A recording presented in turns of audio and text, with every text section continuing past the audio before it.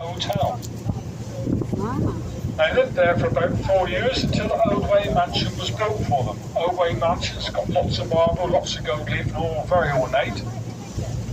When they left Torbay, it was actually gifted to the people of Torbay. It's now looked after by the council. See, I said I'd make the most of it for you. A bit wavy, Mum. Yeah, the helicopter is over there. It's alright, the coffee's not spilled yet. Is someone lost? Get back to the Singer family. The head of the family was Isaac Merritt Singer. He actually, as I said, died here, was buried in Torquay Cemetery. When he died, he had a personal fortune of £13.8 million. Wow. That's quite a lump of money in itself. It's massive. But you'll realise how rich he was when you consider he died in the early 1800s. So he would have been one of today's mega rich. Now, as one of his children, you probably thought you'd do alright out of that. But unfortunately, for the children, there were 24 of them. He was married twice and did have several other partners. We actually go back to the sewing machine side of the business. When that factory in Scotland was at the peak of its production, it was producing 1.5 million machines a year. Wow.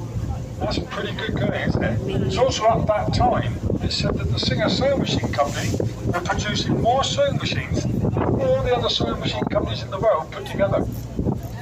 I guess they really did have the business sewn up. Oh, I should have had you in stitches with that one.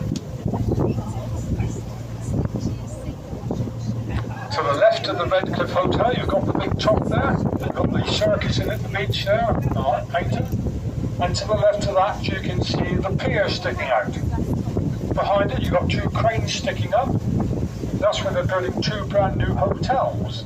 The one on the right, that's going to be 119 bedrooms. The one on the left, covered in all the white plasticky stuff, that's going to be 161 bedrooms. There were 2 hotels there originally. More job. It goes to show you how things change over the years. All the hotels there, traditionally all the parking used to be at the front of them. But the 2 of them have now been knocked out. The hotels are now right at the edge of the road and the parking's all behind. It's a different train of thought.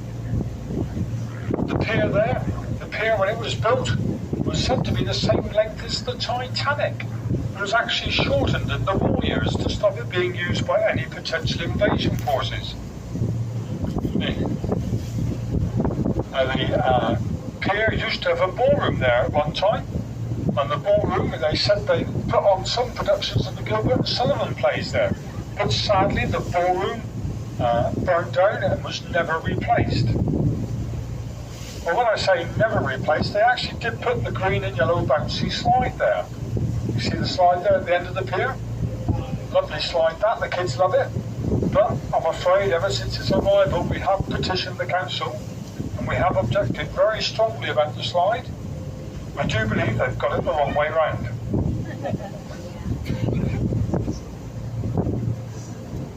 Well, normally after doing the pier, that brings us sort of nicely to the cruise ships that have been anchored in the bay all winter. Apart for some reason today we only have one. Yeah. Queen Victoria's gone off to Southampton, but she is coming back on Saturday. Wow. The Morella Discovery, I think, has gone into service finally at last.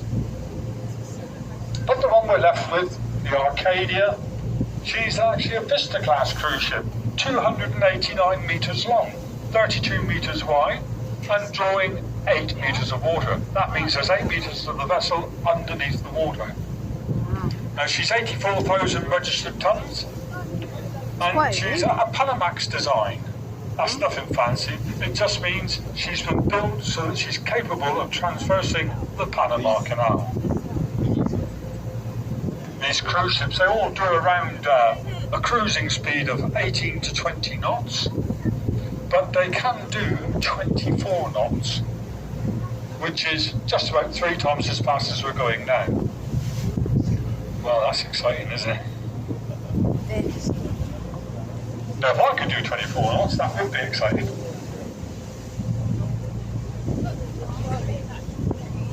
right hand side, there's a walled area. You might just be able to make it out. That's Peyton Harbour. It's one of the oldest harbours on the south coast of England. To the left of that, you've got Roundham Head. Now, if you like taking pictures of things, Roundham Head's a nice place to go to get a picture of the bay. You are sticking out quite a way into the bay, and you're halfway across. You can get a really good panoramic picture if you want to. On top of Roundham Head, there's a grassy area. It's nice to laze out and relax there. Take the kids up there and let them kick a ball around, but don't kick it too hard, kid. It's a little bit of a walk to go and get it, or a swim as well, maybe, if you have to.